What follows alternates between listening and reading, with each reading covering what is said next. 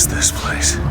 By now you'll have played Bioshock Infinite, and most people agree it's rather a good game, but in keeping with the theme of multiple universes, there are versions of Bioshock Infinite that we never got to play.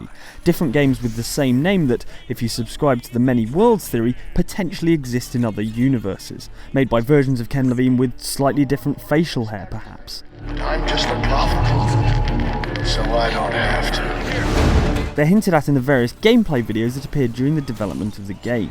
The final version of Bioshock Infinite is a different beast from those demos, even ones as recent as 6 months ago, so we thought we'd chart the changes. Oh, and beware of spoilers. We'll be discussing all sorts of aspects of the game that you might not want to know about until you've finished it.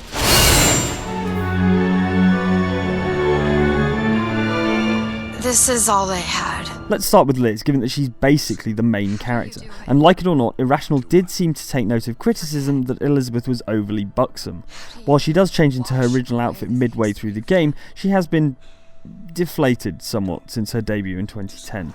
It's not just her appearance that's changed. In the very first gameplay video, it's not even clear that her powers is to do with quantum physics, looking a lot more like conventional magic. Elizabeth seems to have a form of telekinesis, the power to conjure storms, and an ability to superheat things. While the storms could conceivably be brought in through a tear, her other abilities seem like straightforward witchcraft. But interestingly, tears are clearly part of the plot as early as 2010. Besides the fact the game was called Bioshock Infinite from the very beginning, the evidence is in the fact that even in this first video, you can hear that cover of Tears for Fears' Everybody Wants to Rule the World, something that we're not sure was spotted at the time. Look at this one! This one's smooth and clean. Fancy a drink, friend? Toast! Yes. You are a sneaky one, Ken Levine. There are also hints to tears in the shimmering paintings, Saltonstall's badge, and the banner in the street.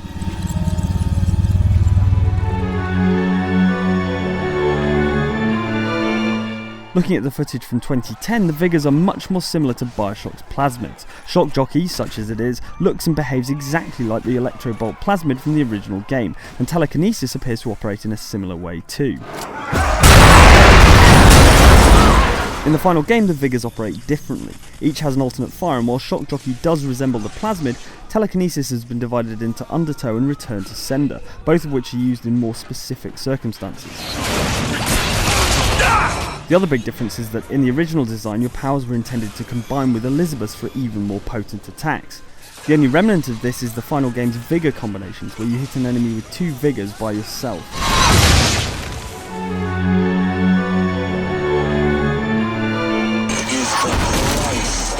There have been a series of clips detailing individual enemies that would feature in the game, but by the time Bioshock Infinite hit shelves, 2 of them had changed drastically. Perhaps most disappointing are the deeply creepy Boys of Silence. As they were originally described, the Boys of Silence were completely blind, relying on their hearing to identify Booker. In the final game, they're limited to a single section and behaving completely the opposite way. They're unable to hear you if you sprint past them, but will wake up if you stray into their cone of vision. For some reason though, the character design hasn't changed. Perhaps the idea is that the Boys of Silence now need those ear trumpets because their hearing is so terrible. It's a similar story with the Siren, who it seems was originally supposed to be a heavy enemy type. The story was that it was the spirit of an actress who could bring the dead back to life. In the final game, the Siren becomes a boss battle in the form of the ghost of Lady Comstock. Presumably this is because Levine decided to scale back the metaphysical elements of the plot. He just about manages to justify Lady Comstock's spectral appearance in the final game using sciencey jargon, but it's a close run thing.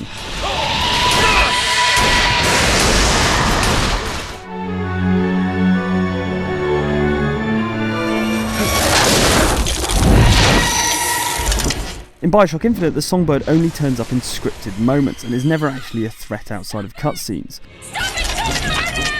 There's much more implied sandboxiness in the E3 2011 demo, and it feels like the Songbird was designed to be an ever-present threat throughout the game that could turn up at any moment. In the final game, Songbird is reduced to a bit part, and the anticipated fight with him never actually materialises. It's not too much of a stretch to assume that the AI of Elizabeth and the Songbird were designed to be more symbiotic, but that perhaps as Liz got more complicated, that stuff was phased out. It might be a similar story with the summoning of Zeppelins in the E3 2011 demo. In this clip, an enemy activates a flare which brings in a Vox Populi airship.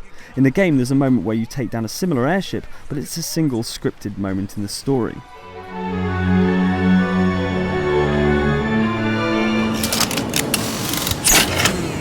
Well, nothing ventured, nothing gained.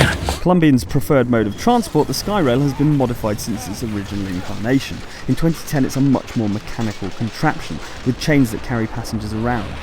The design of the skyhook reflects that, and it's much more like an actual hook.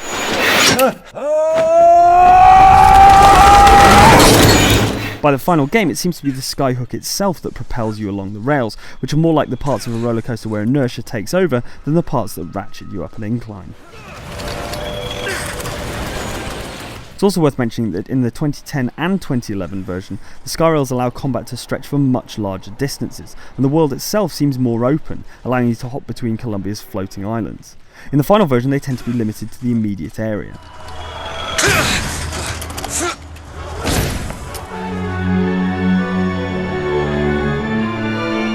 If you finish the game, you'll definitely understand the significance of the different version of Zachary Hale Comstock who's visible in the E3 2011 demonstration.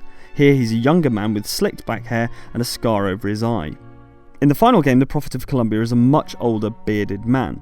Whether or not that reflects a change in his role in the game's story is unclear. You've come for my land. The general populace in the original game seems slightly more reactive than in the final version. Listen, friend, we're not looking for any trouble. We're closed! The sense of simmering tension that comes from this scene in the bar isn't apparent in the game we've played. There's arguably far less nuance now, with a very clear shift between the population in their benign and hostile states. The needs of our great city of Columbia must come before the desires of any foreigner. Saltonstall and his manservant Charles, who featured prominently in the 2010 demo, are nowhere to be seen in the final game. The creepy glowing eyes that he and the other citizens have are similar to the effect that tear manipulation has on people in the final game, though. One of the more daring moments, which unfortunately we can't actually illustrate, is that in the version of the game we played just before Christmas, the nun that self-immolates in this scene was originally a young boy. Clearly Irrational decided this was a bit much, and it shows that changes and tweaks were made right up until the last minute. Hell out of here! So there you go, we're playing a version of Bioshock Infinite that is very different from that early gameplay demo in 2010. Most of the spectacular events shown in both demos never happen in the final game. The scene in the bar, the fight against the handyman on the bridge, intervening in the execution, they were all discarded over the course of development. He's just a postman, he didn't hurt anybody. Even the scene where Elizabeth inadvertently opens a tear to the 1980s is relegated to a brief glimpse of Paris. What did you do? What did you do? Does knowing that there are different versions of Bioshock Infinite out there in the multiverse that you'll never get to play make you sad, or are you perfectly content with the version you got? Let us know in the comments, and we'll see you next time on Outside Xbox. What was that? What was that?